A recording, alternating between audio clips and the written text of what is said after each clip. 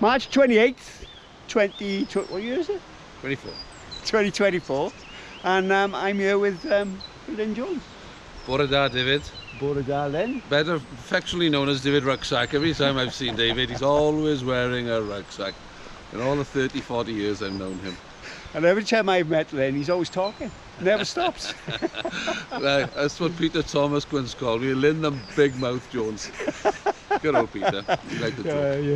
Yeah. So we're at Cwmafan in Port Talbot, and we're going to go to the best waterfall in Wales.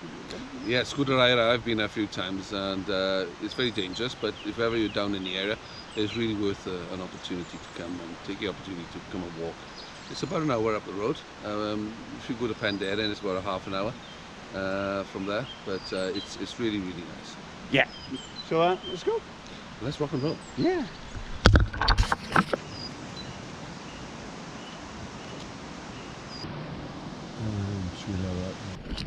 So we're not taking the traditional route up to Sgwd Eira from Cwmafan car park. We're going up to the gunpowder works, which is first, which is that away. Just in case we see any hair ice. Oh, lovely. You've been asked a question now, haven't you? I've heard of pubic hair, I've never heard of hair rice. There's this Chinese food and it grows on trees in South Wales. It's like a special fungus that grows out of dead wood. Oh, right. And it's only found in very few places worldwide. Well, And that's just plenty. Yeah. Yeah. Anyway, so this is one of the few places it grows. But I think it's probably a bit warm for it. It only comes out in the frost, you know, really cold. Yeah. I look forward to it. I like walking up here, you know, I find it so relaxing. Going to Sgwd Eira and the other schools just north of the river. It gives me time to reflect and to remember and have a good conversation with myself. Yeah? Which is, I bet that's it. Is that interesting or what? well, it's the only time I can have an intellectual conversation. I'm trying to say, yeah? Yeah. Right, so I'm going to make a start now, okay? 2008, all right, okay? Baglan took over as coach of Wales. And I reckon, okay, the Welsh, so it was about 3 or 4 days before the England game, okay? I was passing a knoll and I saw James Hook on a knoll practicing his kicking. So I went to be his ball dog. Oh, did you? Yeah, fetch a ball for him when, and I quite enjoyed that. But well, he's from Baglan too, isn't he? James, or Talbot somewhere? I think so. Yeah, he's around that way, isn't he? Yeah, I'm sure he's Baglan. Yeah, I think so. Perhaps you'd tell us. So I reckon, okay, that my inspiration for the Welsh Grand Slam is 2008. 2008 is the fact that I helped, down to you, David. Yeah, fine-tune his kicking. Yeah. But others might say that because Gatland had only been there for like 2 weeks or whatever, and he picked the Ospreys team on block, it might be down to you. You know, I took the words out of my mouth. Actually, Warren arrived in 2007, just after the World Cup debacle. Yeah. I thought he was going to be there a couple of weeks. What I remember about that period is inviting him in to training with the Ospreys because I said, look, you know, I brought him into the Liberty changing rooms after one particular game to meet everybody, and I thought, you know what, you know, I'm just as passionate as you. I want Wales to win every game, and you know, we've got to help when you're in a responsible position like that and be part of the solution. And we brought Warren in to the change rooms to speak to everybody, and I invited him down in the week to coach and to train with the boys. We had issues with our maul, we couldn't get it going, and he did a lovely little maul session.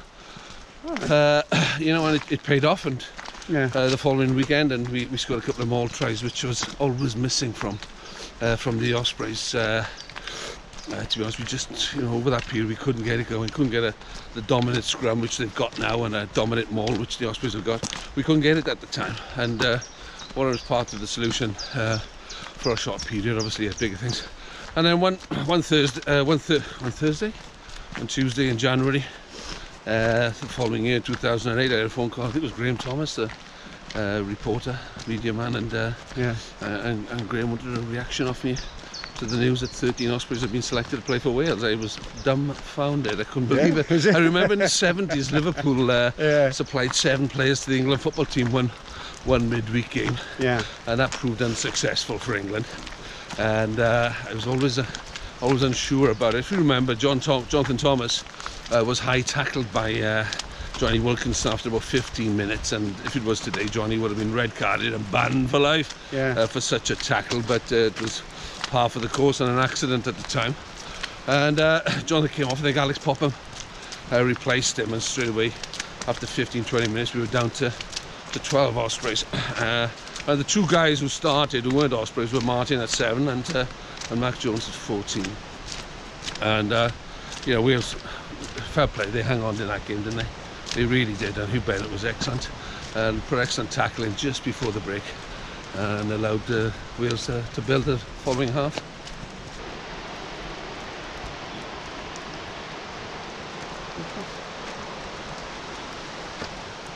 Runners. How's your legs, all right? Yeah, I don't run anymore, do I?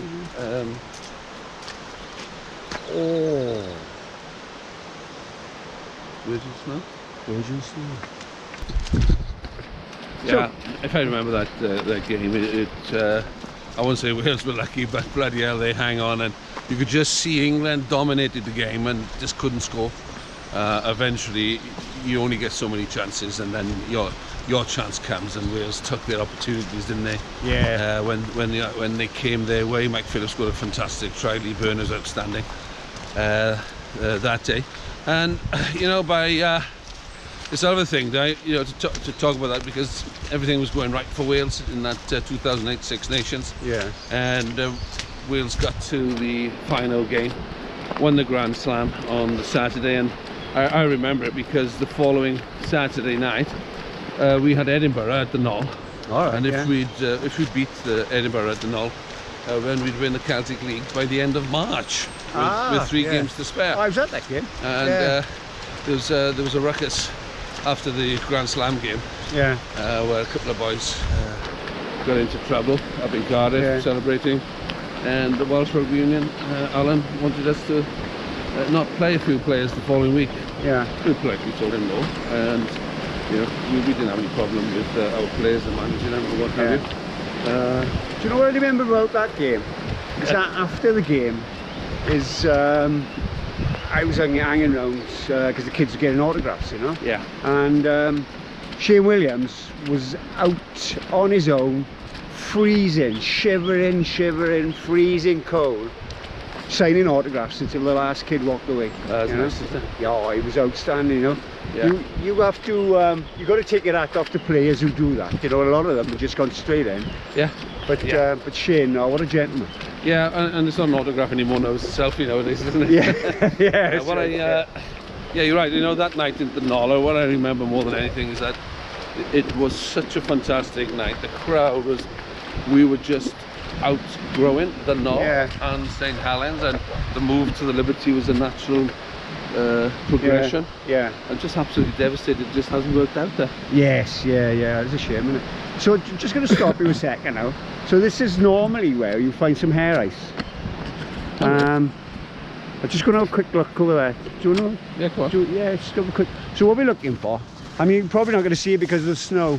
You know, you normally look for something else white, you know, in this area, but obviously because it's snow. But you might see some. It comes from rotten wood, does it? Yeah, it comes from wood that's dead. It was a fungus that grows. It's a fungus that grows out of the wood, yeah.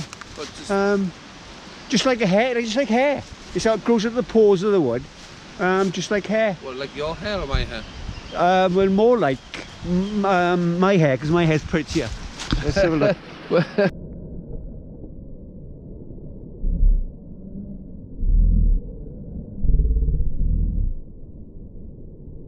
No, actually more like your hair. Yeah, no. My hair's a bit... Well, your hair's waving, isn't it? It's waving goodbye. So when you had a baseball cap on the other day, Oh, right, yeah. Funny, I used to wear, my mother went on holidays to America in the early 80s, and she brought me back a baseball hat. Yeah. And it was really unfashionable then to wear a baseball hat, and you were seen as a plonker if you did wear a baseball hat. However, it's part and parcel now, isn't it, of fashion, that people will go out of their way and pay crazy cash, 60 quid sometimes, for a baseball hat. What's going on in this world? People are conned. And so I like to wear a hat from time to time, and keeps my head warm, keeps the sun out of my eyes, and I just got a bit of privacy inside my little world. When you know, when you see sun out of your eyes, when do you see the sun? Low sun. Oh, you live in Tonna now? Never rains in Tonna. No, it never rains. Never. It's always sunny. Indeed, yeah. So come back to 2008. Ospreys against Australia. 2006, wasn't it? Was it 6? Yeah. Yeah, it's 2006, November 26, and see, we were talking about losing memory, you know. Yeah, well, you're the expert of it, but we played them. We got invited to play against, and it was a hell of a thing. We had Bath on the Saturday. Yeah. And before, and we beat them really well in EDF Cup, and then so we were playing against Australia on a Wednesday. We had another big game on a Saturday, which we were trying to manage our squad to, because the game on the Saturday was far more important. Yeah, we felt. However, you know, the game started, and right in front of me, after about 2-3 minutes, there was a ruck, and my God alive, people smacking into each other was frightening. And fair play, Lee Beach, Philo Tia, two in particular fellas I remember getting really stuck in, and we had Philo at 8, we had Jason Spice at 9, and who relished the challenge to play against the Aussies. Marshall was with us at the time, but he played against. He was a Kiwi. Was he a Kiwi as well, Jason Spice? Yeah, he was. He played for Wellington. He's actually from a little bit further north than that. He was a good cricketer, Jason, and to make a concrete block swing in the air, fair play to him. And he told me that when he was growing up, and what's his name now? The Daniel Vittori and he were both left-hand spinners, but New Zealand cricket decided to they couldn't go both, so they went for Vittori. Whatever happened to him? And Jason focused on his rugby, and it was excellent. I would say he's one of the best signings the Ospreys ever had. And but like everything, there's an upset along the way with agents and what have you, and it's a real shame what happened, or certainly what I recall what happened, or what I was told. But he was a outstanding player, outstanding individual as well. But going back to Australia, it was a really physical match. Just Stefan de Blanche was at 15, and these guys really give us a solidity in our performance. Australia quickly took the lead, scored a try, and you think, oh, you be going now. But fair play, we stuck in there. Sean Connor, man of the match. You know what did for us that day what Colin Stevens did for Llanelli in '93, and that was to turn Australia, turn the opposition with low spiral kicks. Spiral kicks is the way forward. Get away from that kick through the torpedo kick. Can't beat a spiral kick. Can you remember the way the old match ball used to fly in the air? Or the brown one, smooth leather thing.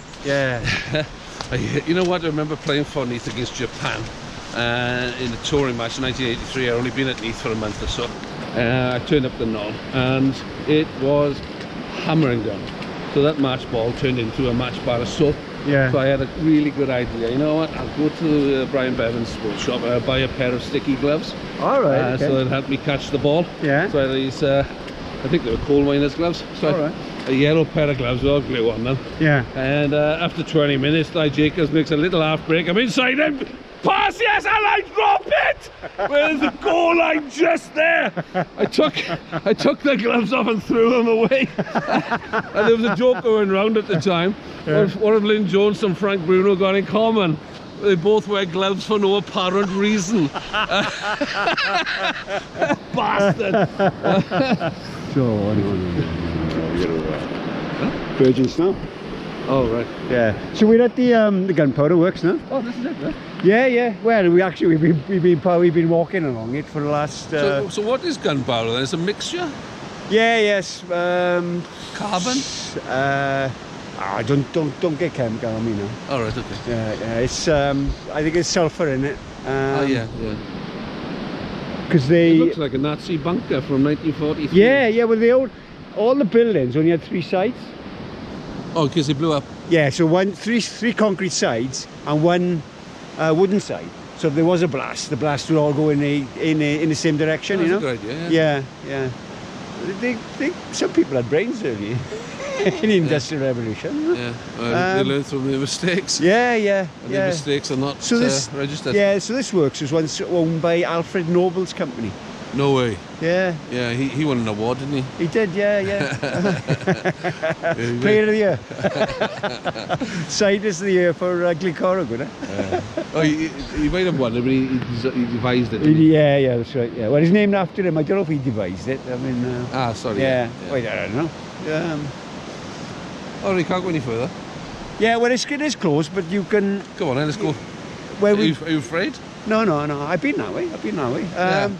It's a long time since I've been, you know. Yeah, but you can't get the gunpowder, the Sgwd Eira that. You can get the Sgwd Eira that way, but it'll get wet on the way. Yeah, we don't do that. Very wet. Yeah. But yeah. So I came down here gorge walking 15 years ago with a couple from Seven Sisters, and we came down. Call of the Wild, is it? Call of the Wild, yeah. Yeah. It was excellent, really good, enjoyable day with the children. And I'm going to do it again, actually. I'm a bit older now. Yeah, and wiser. And wiser. So why would you do it again? Because it's such a good time. Yeah. They jump off there. Yeah. Should we do the Virgin Snow Walk or what? Yeah, I've tried it before. Doing the Virgin Walk. It's a special way. Should we have a special way? Ready?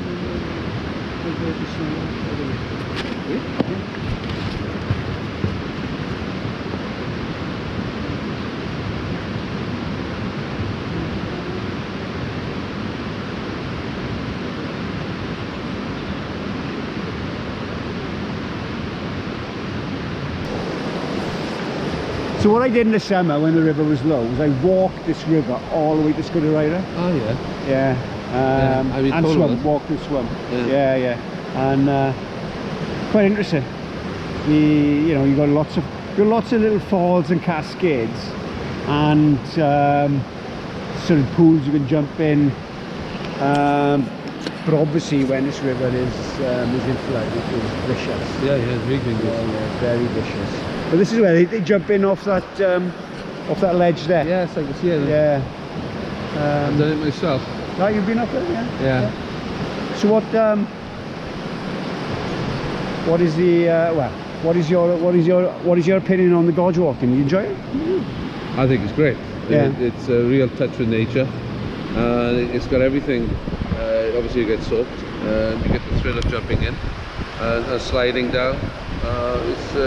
It's just a couple of hours doing something different you don't normally do in life. Yeah.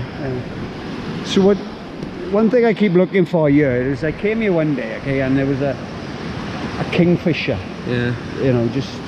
Yeah. I've seen a couple down in Neath River. They were not far from where I live. It's a real pleasure. Yeah. I don't know how small they are. I thought they were a lot bigger. But you can't miss them, obviously, because they're luminous blue. The flash of blue is amazing. Yeah. I mean, but there was one. It was like, I mean, you don't see it very often, but he was like hovering, you know. Yeah. And I just come. I've seen them under and around the Neath River as well. Yeah, there's lots. There's quite a few of those. Oh, is there really? Yeah. I've seen one. I thought they went in pairs. Yeah. So tell me about growing up. Charlie says.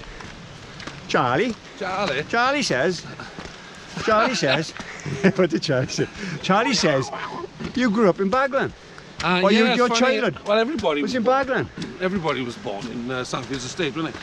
Everybody started out in Sandfields. I started out, but you were born in Neath. Were you born in Neath? No, not at all. I was born in Port Talbot. Were you? Port Talbot Hospital? Oh, Neath Hospital, yeah, sorry, yeah. Yeah, Neath, yeah. Everybody's born in Neath Hospital. Everybody went to live in Sandfields Estate. Yeah. Sometime, I think it was 68. Are you Sandfields as well? Yeah. Oh, never. Yeah, Marine Drive. Seriously? 132. Yeah. And what year did you move from there? About 63. sorry, 64. Right. Just after I was born, we went to Baglan to live in Brookway Close. New estate had just opened. Yeah. Pentoin. Pentoin, that's right, sorry. Yeah. And there's a spa shop there. And they were building them when we were living there. Yeah. And when that supermarket opened, it was called Vivo's. Vivo's, I remember Vivo's. Aye. Yeah. And my brother was the very first person to be served there. Was he really? Yeah. They queued up to be the first. And he bought a Toblerone for 10p. And Ashley or Tony? Tony Anthony. Oh, Anthony. Yeah. And my grandfather was ill in Cwmafan, and we left Baglan about 72. Yeah. To go live in Cwmafan, and was that? So I was been 8 years of age, something like that. So I arrived in Baglan in 71. Was it just too hot for you? Was it? Too many sort of like. No, my grandfather was ill in Cwmafan. Yeah. So you know, life was different than, you know, cars or what have you, and transport support was required, and we went back to live in Cwmafan, where my parents. And your parents are originally from Cwmafan, eh? Well, my mother's a sand rabbit, actually. Oh, she? Yeah, her maiden name was Callahan, so. Oh, never. Yeah, she's. Oh, wow. We're all interlinked. She's a so you could have played. You could have played for the Stars, then. Oh yeah, I could have. Yeah. Yeah. Yeah. In fact, when I was playing, I looked at qualification to play for Ireland. I couldn't get a sniff of a chance with Wales. So, but you know, I thought my grandfather was born in Ireland, but he wasn't. It was his father. Yeah. So yes, talking of turn of the 20th century is when they all moved over to Wales. Yeah. Yeah. So that wasn't to be. No. But you had your Welsh captain eventually, didn't you? Yeah, oh, thank you. Well, let's go back to Sandfields. Yeah, yes, go back to Sandfields, yeah, Marine Drive. So I went to Timorva. Timorva? Yeah. But you... So I was always Welsh educated, so Pontryfan Welsh School. Yeah. And Eira. Yeah. Were my educational streams. Right, okay. And yeah, I had a great life growing up in Cwmafan. It's amazing to think back. I only lived there for 15 years. Yeah. Something like that. And I emigrated to Neath. Oh, well. Had the operation. That's the same pathway as me, man. That is, you know, for Sandfields, Baglan. Yeah. And Neath. Yeah, but it's very common. Yeah. For people of our generation. Yes, that's right. That was the route. So Sandfields Estate was built. Yeah. For expanding population. Did Dad work in the works, did he? Yeah, God, I. Yeah. Yeah, my father was a boilermaker. All right, okay. For 25 years. Yeah. So he passed away prematurely. Yeah, he did. In 1980. Yeah. And my father played about a dozen years for Aberhaven. Yeah. And I didn't realise that he was a record try scorer for the forwards, I think. Yeah, okay. Steve Martin told me one day Richard Morris, the number 8, had broken his record. Yeah. Which had been standing for 40 years. Yeah. I had no idea. Never. Yeah, fantastic, isn't it? Yeah. And so about a year ago, I did an interview with Phil Steele. Yeah. And with prostate cancer. Yeah. And part of it was showing a try my father scored for Neath Aberhaven combined against the All Blacks in '63. Oh, wow. In that famous game where... And was that the first time you saw it? First time I've ever seen it, yeah. Yeah, oh, that must have been a special thing. So I kept it now for my laptop. Yeah. Oh, that... Walking is really good for you, no doubt. It is good, isn't it? If you might take that picking up, you know. I like this, though. It's, coming down is good. Yeah. I thought about potentially, could I mountain bike it? And I thought again, no, oh my God, this? Yeah. It's too many corners. I wouldn't mountain bike it anyway. You're not even in my, not even my heyday, you know. So in Cwmafan, you know what so I moved there, say, 72. My grandfather died in 73. Yeah. And in 1974, I was making my debut. Yeah. For T-Mine Cricket Club. Oh, all right. For a village like Cwmafan, there are 2 cricket teams. Yeah. One called Cwmafan, obviously, and the other was T-Mine. Yeah. Don't ask me the history. My uncle would know. And it was the same night as the opening of the Football World Cup in '74 in West Germany. All right. And a lot of guys didn't want to play. Yeah. Because the football was on. Yeah. West Germany drew 0-0. Because you were a fair cricketer, weren't you? No, I wasn't. I was unfair. I was very that goes. You wouldn't. You know that's a Cwmafan thing, isn't it? There's another thing, because I went down fairness. with 3 mine, and I don't know, 10 years of age. Yeah. And making up the Were numbers. you 10 playing with the seniors? Push yourself. And Were you 10 playing with the seniors? Yeah. Yeah. Yeah, third man, long on, All right. back and forth, you know. Yeah. So with in the last over, in I go, 12 to win, and we had 3 balls, so I thought it was 1-6, a couple of 4s, and I thought I'd got to go for it. And Keith Bradshaw was bowling. Oh, never. Yeah. So everybody was teasing him to not bowl fast. Yeah. So just let me explain a second. So Keith Bradshaw was a centre who played for Wales, didn't he? That's right. Gen, yeah. He was a teacher in Dufferin School, I'm sure. And was he in Dufferin, was he? He played for Bridgend, Keith did. Yeah, that's right, yeah. And his son Chris went on to have a good career as well. Ah, yeah, of course. And yeah, so go on. So our first ball I went down the wicket. So we got a bit of a mucky section. Missed it, Ken Hopkins stumped me, and that was the end of me. There's no. I was building it up as if it was going to be a romantic story here. Yeah. Top edge for 6. No. I saw that coming because I had a similar situation. Yeah, that's my claim to fame. I played for Swansea Leisure Centre once, and I had to open the bat then. And I was out. I think I was out first or second ball. I love cricket. Yeah, it's a good sport, isn't it? I love it. So I was. Let me just interject a second. Yeah. I was 63 not out one season. Played for Baglan? Played for Baglan seconds, I think. I guess so. Well, everybody. Because it was the whole season. I went the whole season, about 7 innings, not out. Wow. Must have been averaging 1,000. No, 63 for the season. Oh, right. Yeah. 27 was my highest score. But I had 63 runs in the season, and I wasn't out all season. Okay, Jimmy Anderson. Who? Jimmy Anderson. He must have been playing when you were playing. Baglan. I don't remember him. No, he played for England. He's a fast bowler. Oh. He's one of those batsmen who was never out, you know. Do you know, I might learn about sport one day. I think he's got the record of most 0 not outs. So this is nice then. Oh. Look at that, we picked a day, haven't we, eh? Bit of sun. With a view down there. I wish you could get a bit higher, Dave. And a bit of snow. We'll have it now. We'll have a view. See right down the valley. Yeah. And the beauty is the mountain comes across and it blocks Swansea, so it's even better. Well, actually, yeah. But as you look down the valley, I worked it out the other day from a map. I looked at a map and I was trying to work out, is that the Vole or is that Baglan Mountain? And I worked it out from a map. It's the Kilvale. Right at the end, if we look down the end of the valley, we'll see it further up now.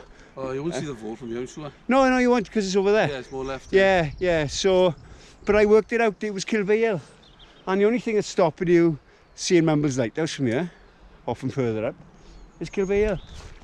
Otherwise, you see the lighthouse. Well done. Yeah.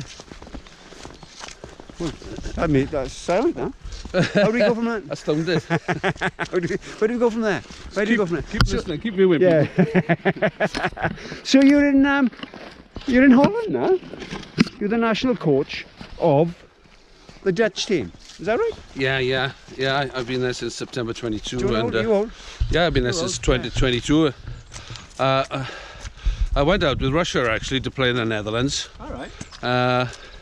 In late 21, and we won comfortably. I spoke to the technical director there, and I thought he had some substance and something behind him, and we kept in touch. And he, after a long interview process, he offered me a role, and it's been quite a challenge, to be honest. Amateur players have a different. Are they all amateurs?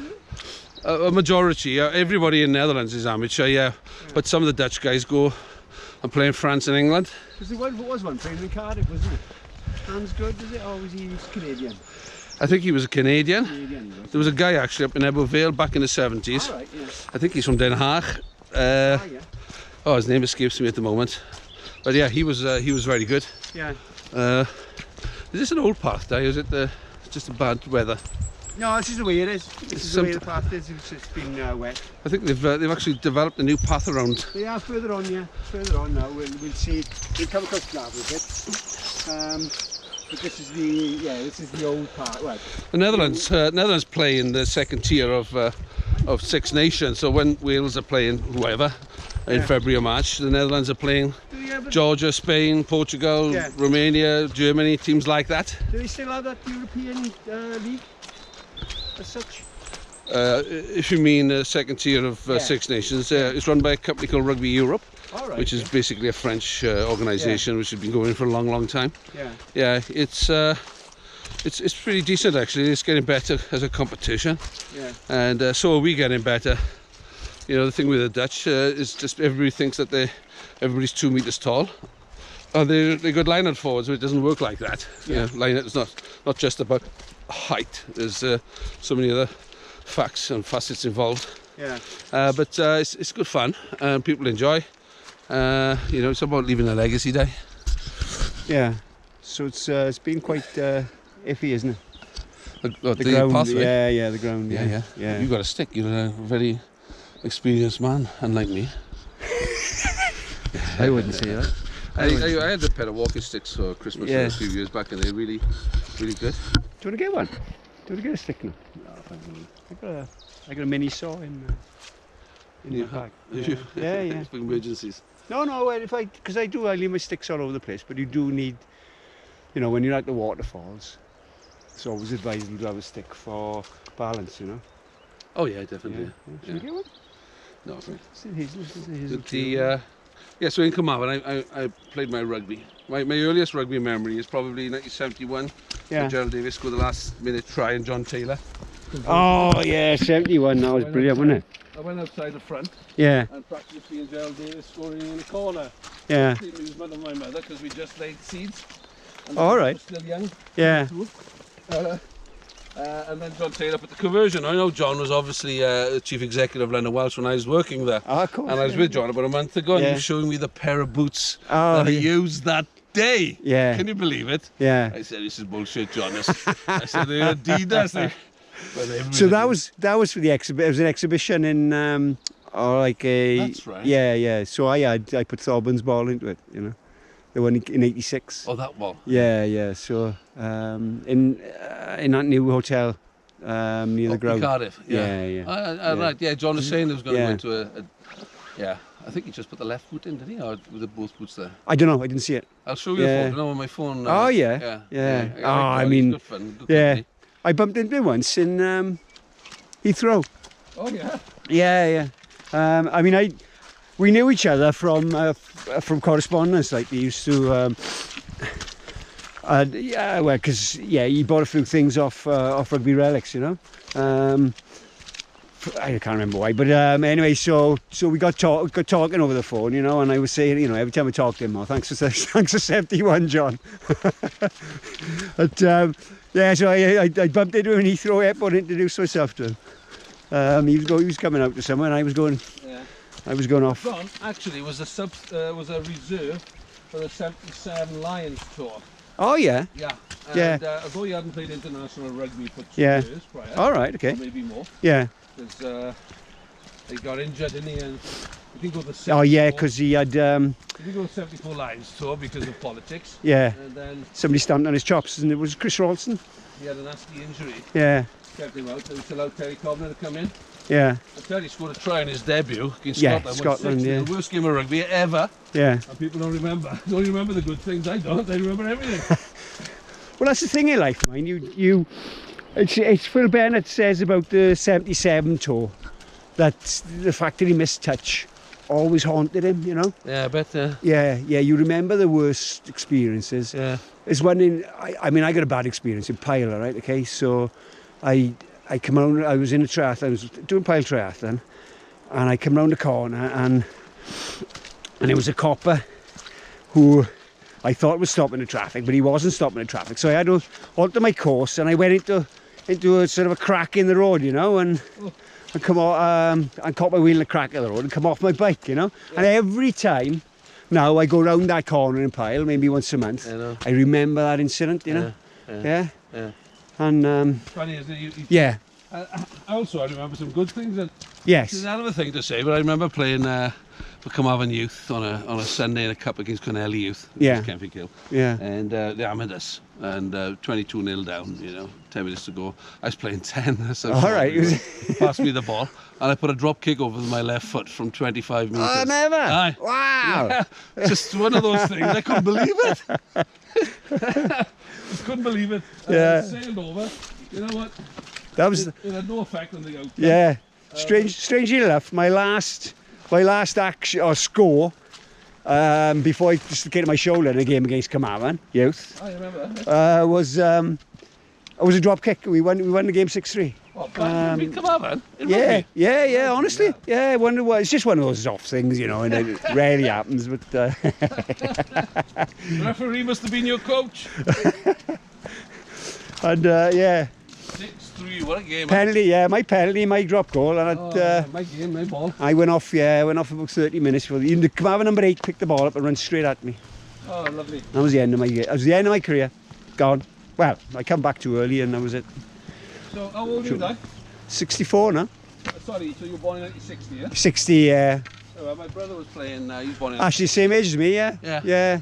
So, Yeah. Yeah, they come over on a decent side then. Yeah. Yeah, they're a good youth side, they were. But also, at that time, yeah, there was a mixture, Sgwd, of Ponderfen and Cwmafan. Yeah. I think when... Ponderfen didn't have youth, did they? No, not in those days. No. But when I was involved with the Cwmafan Youth, Yeah. Ponderfen had started their own, and there was a split, and we had 2 weak teams rather than having one strong team, which was a shame. But yeah. Yeah. But the first time I come across you, or we actually met and talked. I don't know if you remember. No. was that a joke?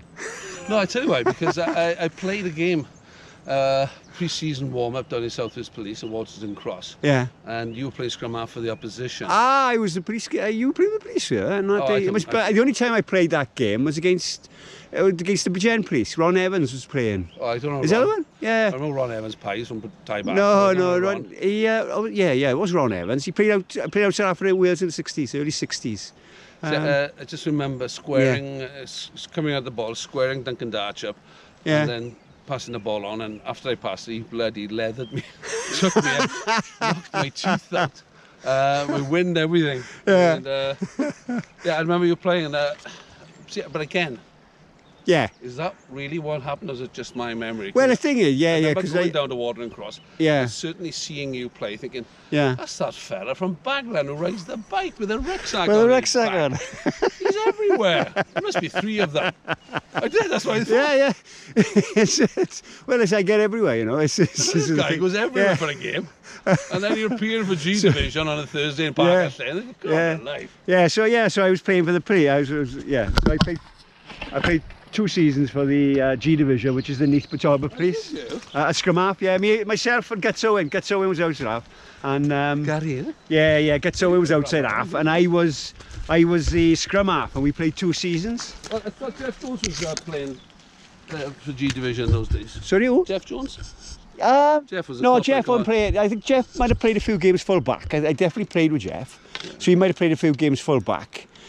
Stuart Lawrence, Cwmafan boy. He was playing. Stuart was playing. Was he with the force, didn't he? Yeah. And your brother, of course, Tony. Right. He played for G Division as well. Yes. I think I went along. I played 2 or 3 games for G Division myself. Did you? Yeah, just coming out of youth. Yeah. Just to help, when they were short. Yeah. I actually played 1 game for Cwmafan, seconds. Yeah. And about 2 games for G Division. Yeah. And everything else then was Neath Scarlets, Treorchy, Oh, yeah. So, so the first time we actually met was when I refereed, or had a conversation, was when I refereed Cwmafan under 16s against somebody. All right. And you were captain. Well, that's obviously cheeky. Yeah, no, I mean, it's one of those things, you're one of those, you know the opposition, don't you? You can't, they're in your face, but you can't tie them down to a particular instant, Yeah. And you were one of them captains, you're in my face, but you can't say, stop doing that, because you're too polite, Was I not looking at your face then? so you so I refereed on Pakistan about 2 or 3 times it was. And so I can't remember the score or anything, but Charlie Coakley was probably playing, I think. Well, Brian came and he played for us actually, and a guy called Ian Walters, also from For East Glenavon as well, wasn't he? Yeah, they were in the Cwmafan came to play for us, and they were really good. Yeah. And obviously Brian was a more gifted soccer player than rugby. Yeah. His career went to the bench. Should we try him? Should we try him now? Tell him, man. I can get to the top. Yeah, oh, sit on the bench. Just sit on the bench, yeah. There's a bench up there. Mind you, we still on the bench, isn't it? So I played. Text him now to say we're going to bring him shortly. Yeah. So I played football with Brian. Were you any good at football?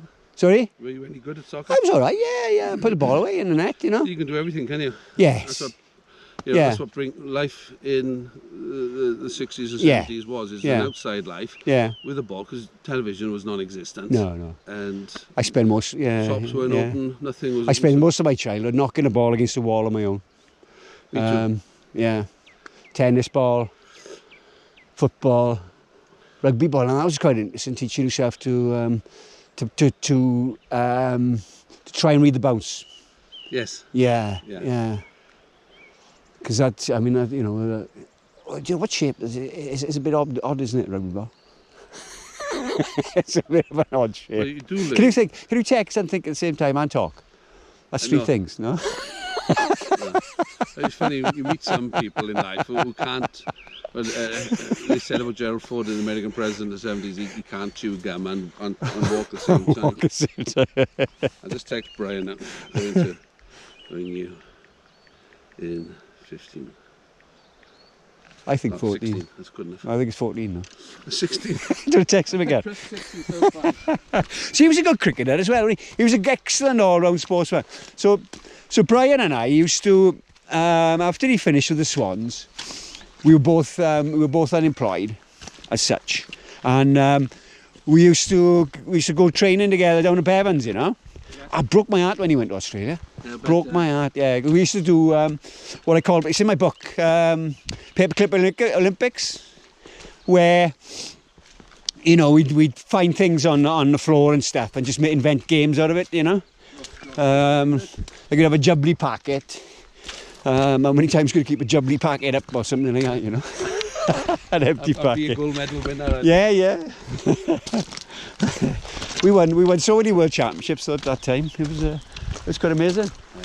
Yeah. I enjoyed my time in Baglan. You know, it was 4 years, but I have good memories. And the park up in Baglan is so nice. You know? Oh yeah, but they fenced everything off now. We've been there lately. That's crazy. It's like every sort of section. You probably couldn't kick a ball in there now by the look of it. Health and safety. Yeah. Yeah, the minority are taking over the world. They are. Weirdos.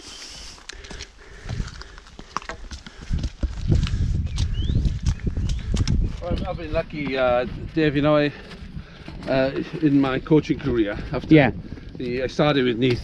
I was actually leaving Treorchy to go back to play for the Scarlets. Were you coaching in Treorchy? Yeah, we coach for you.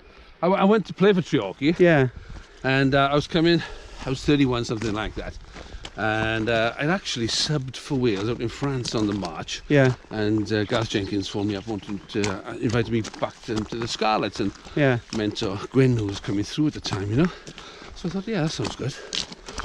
And I had a terrible groin problem. And eventually it was a case of I'd have to have an operation at 31 with young children. I just didn't fancy that. Yeah. So, you know, it was an amateur game. And then Gareth Llewellyn called me and said, do you fancy coaching Neath? He said, you know, we're in the process of change. Yeah. We're looking for someone young rather than Gareth Llewellyn? Yeah. So he was the captain with him, isn't he? Gareth was, yeah. Yeah. And then so rather than the sort of like the director or the CEO, not the CEO, I mean, he won't see. Well, Gareth sounded me out. Yeah. And then he went to Brian, and then Brian came to see me. Brian came to see you, so, right, okay. That's a sensible way of doing things, isn't it? Yeah, and And then the first season would have been the year just before pro rugby started. We won the Welsh League actually on a warm Wednesday evening down the Knoll back in '96, and we won the Welsh League and by a couple of tries. Yeah. And it's been all downhill ever since. Can I tell you about that the Welsh League, winning the Welsh League? Go on, tell me a story. So, I was a season ticket holder at the time. Oh, well done. I was at the Knoll, and I followed most of the games.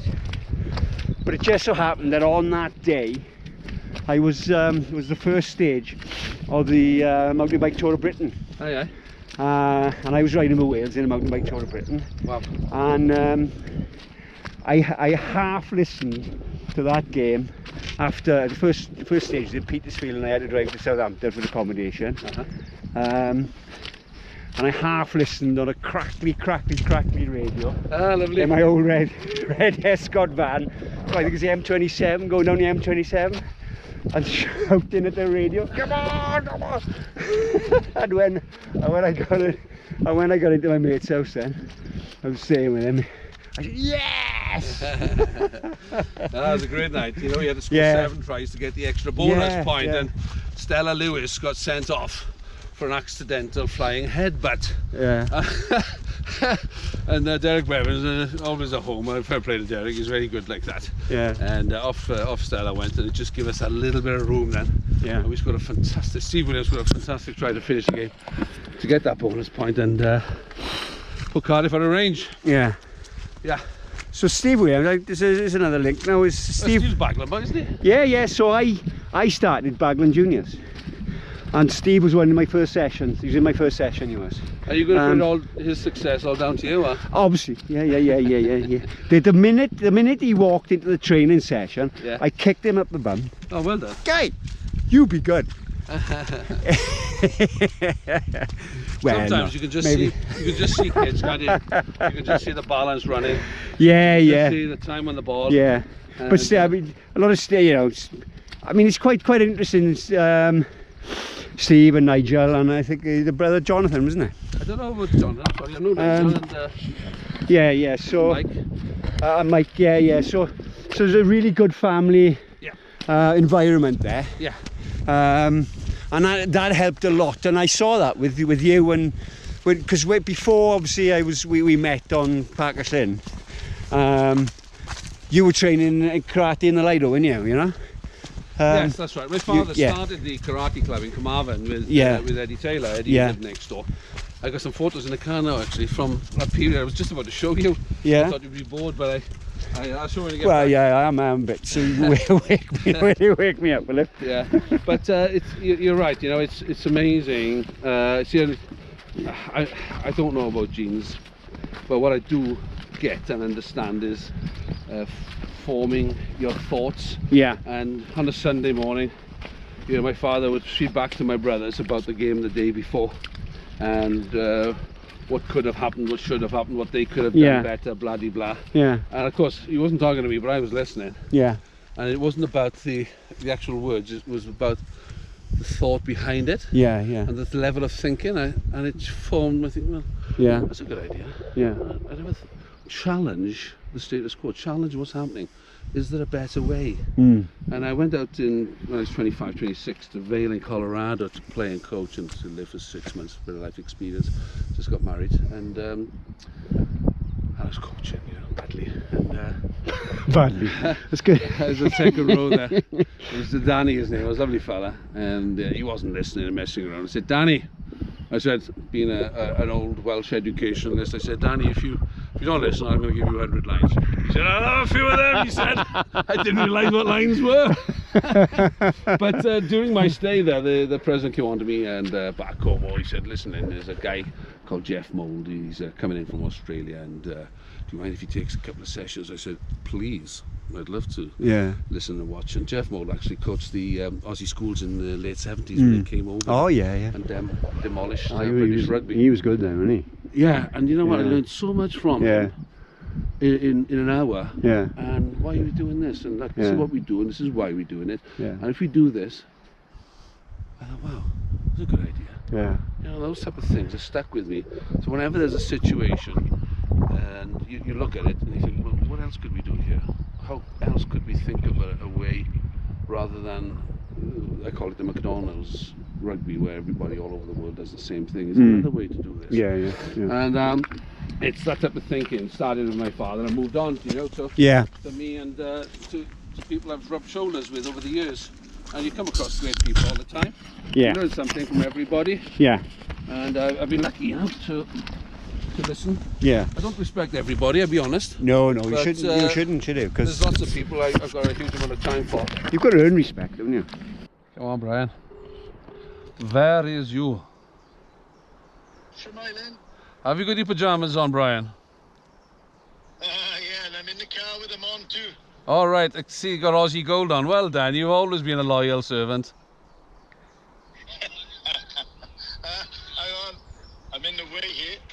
Go, Aussie. Sally's about to jump in. I can see it snowing there, and you're up the mountain. I am. Have a look down the valley there, look at that. Right down. Oh, God alive. Huh? Yeah. I can see a little robin on the tree too. Hi. And who's that? Is that Adam? Hey guys. Sally. Sorry, Lyn, yeah. Put her glasses on. It's my new Hey, Sal. local MP. It's rucksack. We're just talking about you, Charles. I'm gonna crash the car. What's happening? What's happening? We've come for a walk up Sgwd Eira, which is by Port Neath Llanelli. Hey, so, which one is that, Di? Is that Ridwine or what? No, it's the one. I don't think I've taken you there. It's the one with the curtain. It's like a curtain. You walk behind it. Waterfall. Yeah. Oh, yes. Yeah. Have I taken you to that one? Yeah, I was there with Di one night, having a sleep at about 11:30. He came in. He says, "Do you want to go and see the waterfalls?" Right. We're gonna stop. That's so true. Brian, we're gonna stop you and let you get on with your life. Well, boys, it's been a pleasure to speak to you, and the time for coming home to Wales is getting closer. Brian, we leave you alone and enjoy the rest of your journey. Stay safe and enjoy that gold top you got on. Yeah, thank you, boys. Lovely to see you both together. Go, Aussie, go. Say goodbye, Sal. Bye, Sal. Bye, Sally. You off to football? Sally Mally. Have you seen Sal's goal? Yes. Yeah. Oh, wow. Chip up your block there. Yeah. So she, so we briefly mentioned Brian Thomas. Oh, you did, didn't you? The Ayatollah, Yeah. as he was known. Well, fair play to Brian, didn't he? He got up in a meeting in Neath when Neath was just a disaster rugby club, and pointed a few things out to the committee. Said he could do a better job. He got invited along, and by the end of the decade, Neath were top half a dozen team in Europe. Fair play to him. Yeah. And you could do things like that then through management, just like Brian Clough or Bill Shankly, those people who could inspire and encourage, and that's what Brian did. You had him and Ron. He had a good team around him of coaches and people and leadership. Brian offered leadership by the dozen, and he recruited really well and he made a lot of brave decisions. Lots were right, some not. So that's life. Do you think he was driving on Pembrokeshire in a tractor? Was he or? Brian. Yeah, well, picking Brian Williams and Brian Williams. Kevin. As I started playing in the Davis, Phillips, we didn't have a great scrum. I used to go back a lot, and my years were on fire. And so we're obviously in the market for a prop to hold our scrum a little bit better. And I was in the change rooms one night, facing my back to the door. Brian Thomas came in and he said, "I want to introduce you to our new prop." His name's Brian Williams. I looked around. I took a double look. I thought, "Where's the prop? He must be still outside." Centre. He must be still outside. Oh no! Look, that's not a prop. I want someone like a cornflakes box. Oh my God, Brian Williams, what a player! Yeah, he was, wasn't he? Fair Yeah. play. Yeah. Brian Thomas, Ron, they saw something in him. I saw a lot in him that he was the right person to come and inspire Neath Rugby. Yeah. And just a wonderful rugby player to play with. Did so much, and several times he'd be head would be on the floor in the scrum, you'd get up, go, and he'd be passing you, you know, across the field to get to a breakdown. And but a good character off the field, Brian, as well. You know, really struggled with Brian Williams. Really struggled with English language. Yeah. And you know, inside out, upside down, didn't quite get that. You know, so lots of humorous stories with Brian on that. And you know, in the we actually went to Miami on a rugby tour with Neath in '86, and Brian came along, slept in my house the night before, and just to thank my mother for putting him up, he gave her 24 eggs. Oh, no. Oh, no, nice gesture, nice talk, you know? Yeah. And sorry, but Brian Thomas was, you know, he made a lot of strong decisions, and he thought it through and backed it. Yeah. I was 19-year-old coming through a Welsh youth system in Cwmafan. Yeah. All my family had for generations had gone down to Aberafan to play. And he phoned me up. Yeah. He phoned me up one bank holiday in Steelworks where I was working. He said, "I've picked you in the squad for Neath." I thought, "Oh right." But I had a chance of making the squad for Aberafan, so I spoke to my brother, and he said, "Look, you got to go with your head, not your heart." He said, "You got to go to Neath." So, and that's what we did, really. And I went over to Neath. I didn't look back. Emigrated. Yeah. To the Gnaw. Wow. That's so I got a Brian Thomas story for me. Yeah. So I played him in squash once. Yeah, and it's about 1974. He just finished playing. He 74. Yeah, you were 14. Yeah. So he was without the derby then. No, he had a massive one. Because because he came back for about 4 or 5 games for Neath, and I think back in the 70s, and he was playing squash on in Amlado, and on his own, so knocking a ball. I said, "Oh, can I have a game?" He said, "Yeah," and it took me 2 minutes to run around. That was nice. Huh? He was a very friendly man. He was a good guy. He did so much for so many, and he inspired loads. Yeah. And just so helpful. Yeah. Always looked at the lighter side of life. Yeah. You know, so many people out there, first thing they do is complain and moan. Yeah. Brian's not like that. He sees the funny side, and he looks for solutions. Yeah. Oh, fantastic. Yeah. Yeah, he was a good man. He was a good man. Very good man. So we just dropping down now into Sgwd Eira. Is that pointing in your direction? Yep. Lyn, you've been everywhere. I have. On the back of Rugby. Let me think. In '84, I went to Sancerre on a bus with Neath Rugby Club with Brian. Learned about white wine and raw beef. You think '85, I gave up my job in the steelworks to live in South Africa for 6 months to play a season.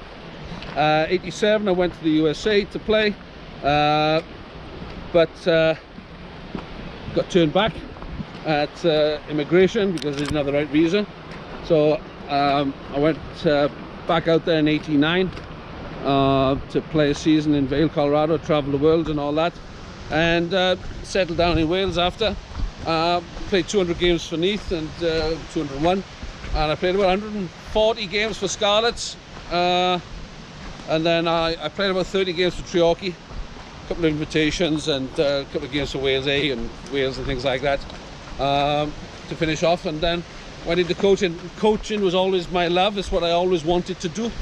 And in 95-96 season, I got an opportunity at Neath, and things went well. And from there, you know, you just increase. I was there for about 8 years actually at the Knoll until regional rugby came around, and went to the Ospreys for 5 seasons. And you know, when I look back, and I'm probably now, when it comes to coaching, I'm probably better now than I've ever been. More understanding, but also more of a director of rugby now than probably a head coach. I think head coaches need to have a huge amount of energy. They really work hard and deserve every penny they get. Different for assistant coaches, because they don't take as many big decisions. They're more of a managerial role. But I've been lucky over the years I went to Abu Dhabi for 2 years, London Welsh for 2 years. You know, Gwent Dragons was I shouldn't have gone. It was just a terrible place to go at the time. I don't know if it's any better now. but it's just awful place. But from there, you know, Russia. Sorry, I went to Namibia for a couple of years and really enjoyed coaching out there. Doing the Curry Cup, travelling to South Africa to play Curry Cup standard, and then coming back. I went to Russia for 3.5 years. Did the World Cup in 2019 with them, and likewise finished end of 21, and I've been in the Netherlands since, you know. And so it's about living, it's about meeting people, and what's evident, you travel the world, you meet the same characters, no matter what rugby team you're in. The house and half is the same person, the chairman's the same person, they all got the same traits, and everybody loves rugby, everybody got a story. So I've been very lucky, and I'm enjoying Netherlands at the moment. Maybe it'll go on for another year, who knows. They've got an ambition to make the World Cup, which is probably right at the top of the ceiling for the Netherlands at the moment to be able to do that. I do think that we're probably, Netherlands are probably a little bit better than Romania at the moment, but we don't play them because they're on the other side of the group in second tier Rugby Europe. But we're getting better, you know, we're improving, and but you know, I'm just one part of it.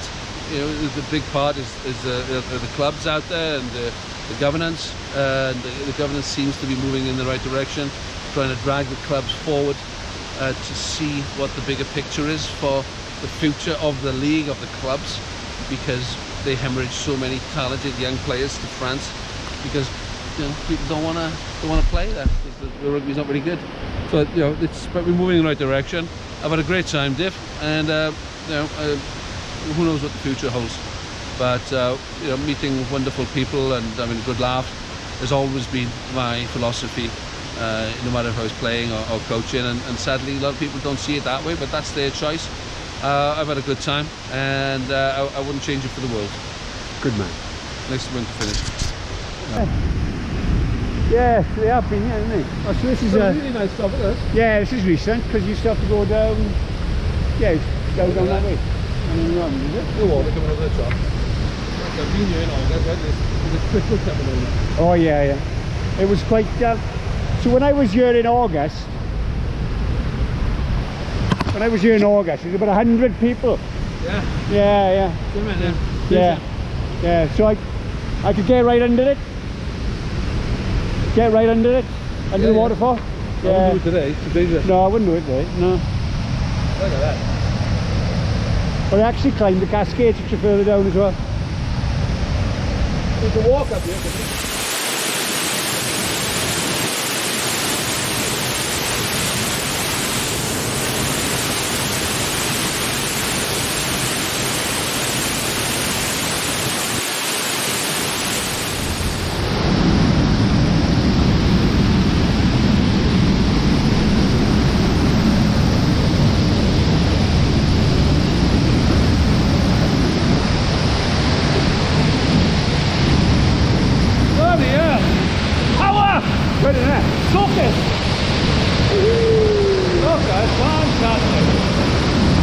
This is a must do, isn't it? Before you die, you gotta come here. You gotta. Where's that? Let's go for a cup of tea. Go ahead.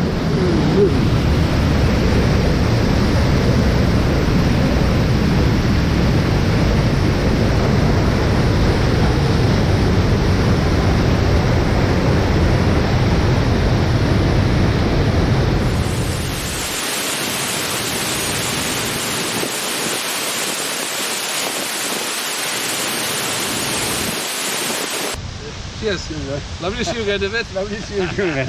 Merry Christmas. And Happy New Year. And Easter. If there's one thing I want you to know in lifetime. What's that then? Never eat yellow snow.